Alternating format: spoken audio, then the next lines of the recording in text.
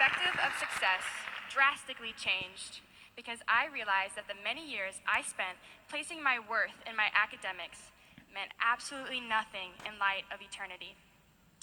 Speaking from my experience, constantly striving to be perfect has never satisfied me. But what does satisfy me is knowing that my worth is not found in my successes or my failures. My worth and your worth is found in Jesus because he's the only one who will ever satisfy us. What has it been like, the response, for you to sort of process this massive response? Yeah, I mean, it's been very overwhelming, obviously. I think it surprised me a lot the amount of people who were so impacted by it. I mean, that's exactly what I'd want to happen. I want people to know Jesus because of what I said, but I just didn't expect it, I guess. And I also have gotten a lot of negative feedback too, but that's to be expected about anything that I say, especially when it comes to talking about like your faith and things, but just very overwhelming and shocking. In addition to unashamedly and unapologetically crediting Jesus for her success, Lydia Owens experienced the tragic loss of her mother. Instead of allowing that unpleasant experience to derail her, she leaned on Jesus for comfort and healing.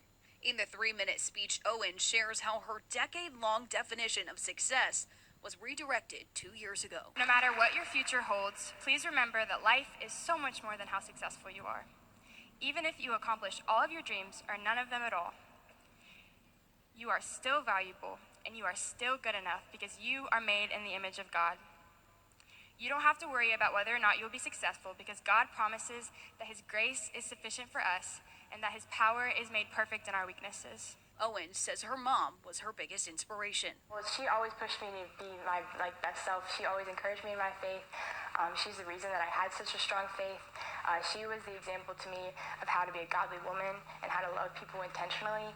But it wasn't always easy. I got really into like a hard place where I was really doubting God and just like his plan for me was. I didn't understand how God could use such a terrible tragedy in my life for his glory. Her father, Brian, says apart from their faith in Christ, they had each other to lean on. Well, right after her mom passed away, I talked to the whole family and just said, I don't really know where we go from here.